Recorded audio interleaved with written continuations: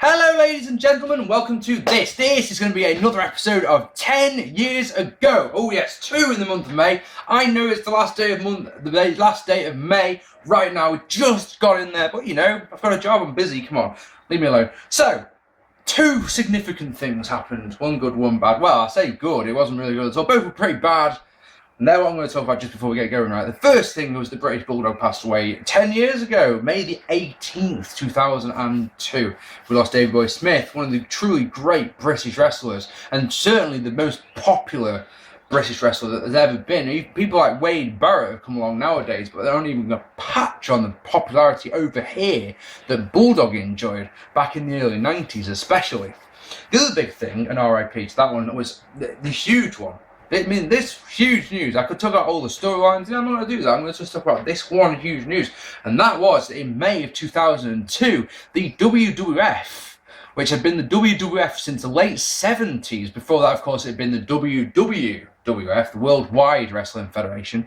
The World Wrestling Federation, the WWF, became the WWE, World Wrestling Entertainment. Now, if some new fans, it's hard to believe that some people who have only watching wrestling for like 5 years, for example, never knew it as the WWF, which is just plain bizarre to someone like myself. It really is. So if you don't know, allow me to educate, basically.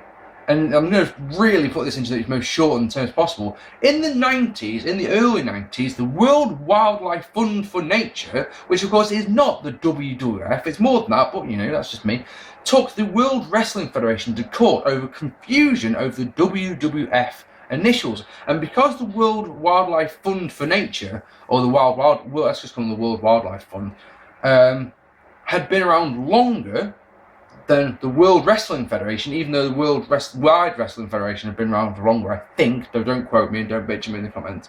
Yeah, the judge basically awarded the case to the Worldwide Fund for Nature, and basically the deal was that the WWF, as in the Wrestling Federation, the World Wrestling Federation, were allowed to use the WWF initials as long as it was just in North America. Anywhere outside of North America, they couldn't use it, and it had to be WWFE. Now, if you ever watched Sky at the time, you'll notice on the listings that it said WWFE Raw, for example. I remember it clearly because I remember asking my friends about it. And this was all good, and this went on for several years until the wonders of the internet came along.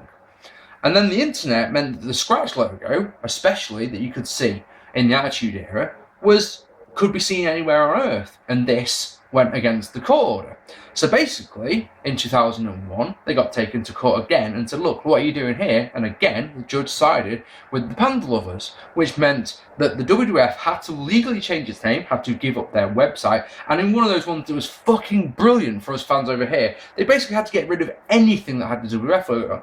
You could get WWF videos and DVDs in places like WH Smith over here for £2, because they were that desperate to get rid of them.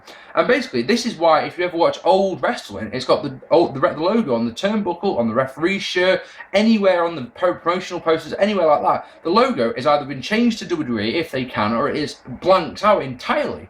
And that is why this was huge. And it's crazy like I say, like I said at the beginning, it's just pure craziness to even think that, say you got into wrestling 5 years ago, right? You've been a wrestling fan for 5 years, you've seen a lot in that time, but you never actually saw the WWF. You just associate it is WWE to you. That is a crazy, crazy, crazy thought. Anyway, ladies and gentlemen, that was the big news. I mean, they did a promotional campaign called Get the F Out, which was fucking awful, so bloody stupid, and from here on in, it was WWE. Occasionally there would be a slip, and someone would say WWF, and they'd apologise for it since. But by the end of 2002, the majority of people who just called it WWE. They just called it WWE, and they never called it WWF anymore, and I know that I certainly don't. And that's just how it was. So, Judgment Day 2002. I remember this being a very ordinary, average pay-per-view.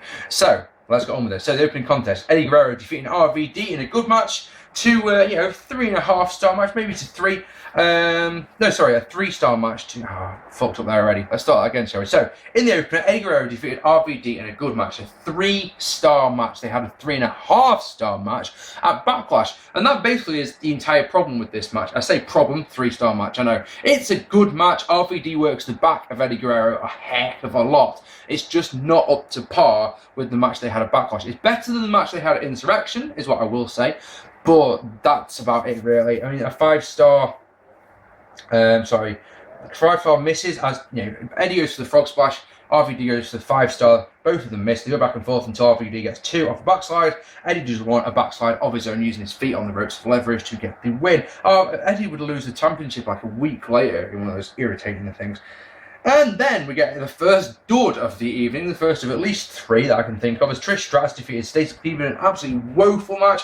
Bubba Ray Dudley in Trish's corner and Devon Dudley in Stacy's corner. And you can say what you like about the Dudley Boyz. I said for years that they were stale and they were boring up until the draft, but Jesus Christ, stale and boring as the Dudleys was so much better than what they were doing here. You've got Bubba Ray Dudley trying to be Dusty Rhodes. You've got Devon as a fucking evil preacher with Deacon Batista by his side. Just freaking awful match. It's awful.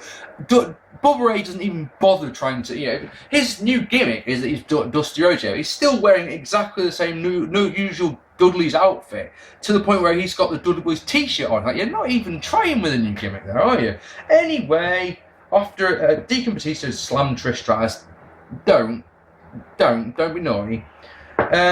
She managed to rally and hit Bulldog for the win, and then the Dudley Boyz brawl, and then Bubba goes to a table, yawn, dud-fest of a match. In the black, why not? Ric Flair and Vince McMahon makeup, because Ric Flair's seen the error of his ways and he's going to destroy Austin. You know, it's like, right, it's all that time, you know, that you were feuding, and the whole point of the draft was because you guys were at war. No, irrelevant. Anyway, Brock Lesnar and Paul Heyman defeated the Hardy Boyz in an absolutely crap match. I could tell you all about this match. I could go into intimate detail about what happened in this match, but I'm not going to. I'm going to tell you what, courtesy of a power slam I've got down here, because it's got all the quotes. Just a few of the things that Jim Ross says about Paul Heyman in this match, because you're thinking to yourself while you're watching it, going, God, if you put as much effort into dissing Paul Heyman, into this match as you are dissing Paul Heyman, this would be award-winning. Check out some of these here. Paul Heyman is a greasy, greedy agent, and his black heart is shaped in the sign of a dollar. That's not too bad, is it? Look at Paul Heyman, running there like a rotund, scalded dog. JR through this is from... This is Jerry Lawler. JR, throughout this match, I don't want you to sugarcoat it. I want you to say exactly what you feel about Paul Heyman. And Jim Ross replies with, you mean that the fact that Paul Heyman is a human urinal?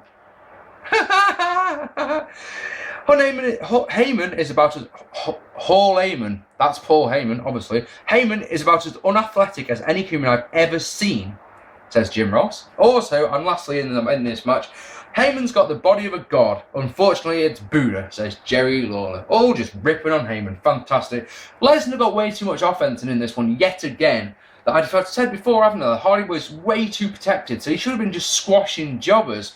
He did, the Hardys got too much offense. It's so weird booking. Anyway, Lesnar does that move that didn't have a name yet, and then Paul Heyman covered him. What to do? Basically, it's not just that the Hardy got too much offense in. It's that Lesnar wasn't interacting with the crowd at all. He didn't really do anything at this point in his career apart from batter people. Yeah. Next, Stone Cold defeated Ric Flair and Big Slow in a surprisingly good handicap match. Austin, you can tell, was pissed off. Yeah, this was like his last pay-per-view appearance for almost a year. Well, not almost a year, for like 8 months, until No Way Out 2003. He was really pissed off with the writing because they were just going around in circles. They were doing exactly the same thing again. And while Vince may have thought, oh yeah, everyone wants to see Austin versus Flair, Austin versus the bad guy owner, none of the fans did, and you could tell Austin didn't either. So he was to walk out 2 weeks later, after being asked to drop a King of the Ring qualifying match to Brock Lesnar, which you just wouldn't, would you? If you were someone like Austin, you just wouldn't. This match was surprisingly good, and when I say it's surprisingly good, what I mean by that is it was remarkably entertaining. Ric Flair and Stone Cold had a chop battle, which got the woo and the what chance. You got woo, what, Woo! What? That was good. I really enjoyed that. It was far more entertaining than I thought it'd be. And also in this one, Big Slow was surprisingly brilliant because he spent 2/3 of the match on the apron on the outside, not doing anything. Best match of his career to this point, he thinks. Fantastic. Absolutely brilliant. Yeah, I enjoyed this one a lot. A 2.5-star match.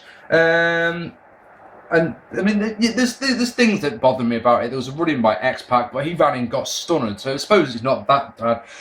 Two stunned, but stunned for Big Slow. Sorry that he no sells. X-Pac out, he gets stunned. Stunner on Flair for the win. Actually, no, it was 2 stunners for Big Slow. He was way much better. But I tell you, it's like I've just been saying, I never want to see hero wrestler A versus bad guy owner ever again. And think about after this, we had it with Bischoff, we've had it with John Laurinaitis recently, at the moment. I don't give a fuck. I don't care about a bad guy. I mean, this isn't just for WWE. This is everywhere. Independent feds have all got a general manager these days, and he's always a bad guy, and he's always a dickhead, and he's always going after the top guy, isn't he? And it's just like, yeah, but it's been done to death. Never want to see it again. Next, Kurt Angle got his hair cut off in a good hair versus hair match with Edge. It's 2 3/4 this one. This could be the rare beast. There is a very rare beast out there in the world. It's called the stipulation that is actually adhered to. 9 times out of 10 wrestling these days, there's a stipulation, loser must retire, and then he comes back the next night. How many times have we seen that in recent years and all that jazz?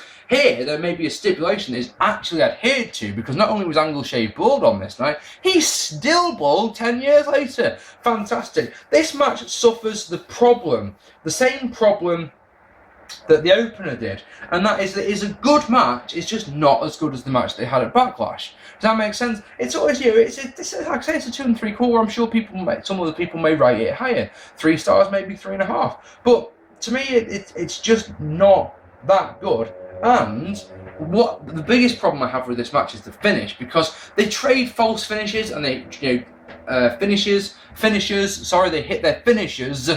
Get it right, Mark. Then they use a roll up for the win, and you're just like, really? That's the finish? It was a poor finish, and there was a ref bump in there. There was little things that could have been avoided, but they went with, and you're like, left a bit of a bad taste in the mouth. And incidentally, Angle didn't get shaved bald at this moment. No, he ran away, and we had lots of little backstage skits that were very funny. Earlier in the night, NWO member Booker T. Yeah, that's something I should have mentioned earlier on. Booker T had joined the NWO, hooray! As well as Big Slow, as we saw when I talked about Insurrection. He'd been seen with he was talking to a woman. Some people may call them ring rats. Women who are in love with wrestlers, hang out with wrestlers. Because I'm like, fuck them. And yeah, he'd been hitting on this ring rat, and basically the next of these hilarious skits is him getting in bed with the girl, and the lights come back on, and Goldust is there, and how disappointed he is that Booker T has joined him in NWO, and then Booker T wanders off, butt naked. Hooray! It was actually quite. I'm not doing it justice. It was actually quite entertaining, believe it or not. And then Triple H defeating Chris Jericho in one of those special foregone conclusion Hell in a Cell matches. Oh yes, a foregone conclusion. Did anyone expect Jericho to win this match after the whooping that he'd gotten at WrestleMania? Nope, not me neither. And then there was also the other thing about this one is that surely they hoped that this would be one of the reasons that I bought this show, as well as Hogan versus Undertaker. And did anyone actually buy this show for the Hell in a Cell match? In my opinion, this one's become one of the forgotten ones, and I think there's a very good reason for that, and that is, it's right, simply, it's not that great as Hell in a Cell matches go. It's actually probably one of the better ones compared to what we get nowadays, but this match feels like they took... How many Hell in a Cell matches have there been at this point? There have been 4. There's probably one I'm forgetting, but by my count, in May 2002, we had Undertaker versus Shawn Michaels, Undertaker versus Mick Foley / Mankind. There'd been the one... I seem to remember them being one on Raw, and Undertaker and Kane versus Mankind, and Undertaker and Stone Cold versus Kane and Mankind one, I think, maybe. And of course, there was the greatest one of the lot, and that was the one that Undertaker versus Big Boss Man at WrestleMania 15, which is the best Hell in a Cell. Come on, no arguments. Nah, that's awful. It's completely forgettable. Anyway, it felt like for me that they'd taken the best bits of those matches that weren't Mick Foley getting chucked off or through the cage and put them together and tried to create a good match out of it, and this was the result. It's a 3-star match, is what I'll say. It's not bad by any stretch of imagination. It's just every time there's a spot, you're like, that looks familiar. And it's every single one. every single spot that they do. And the thing is, the other thing that really bothers me about it, that bothers me, yeah, quite a bit, because it's like, come on, at least try and be original. But the thing that really bothers me about this match is that the door gets, referee Timmy White, to his credit, gets launched into the cell, yeah, suffers a separated shoulder, believe it or not, yeah. And they have to open the door so the referees can help Timmy White get out. And that, of course, allows Jericho to get out, and he goes to the top. And this is where I have an issue, because the referee follows them up to the top. And we see a Walls of Jericho on top of the cell. And the match is won with a pedigree on top of the cell. Why does this bother me? I can hear you saying, well, it's simple. Hell in a Cell match. It's not a Falls Count Anywhere match. And the match has to be won in the ring. So how is that Falls able to stand? Is it just me being pedantic, or am I right here?